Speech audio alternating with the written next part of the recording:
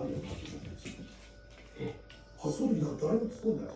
普通それでミステリーが好きだったらさ、どこだよ、どこって必ず言いますよね。ところが誰も言わないんですよ。後で実は熊本市内に戻った時に、あれどうだったんですかみたいな話。だから、後で振り返ってみておかしいな。そのまではおかしいことが全部スルーされて、はあ。入れてるというか流してる。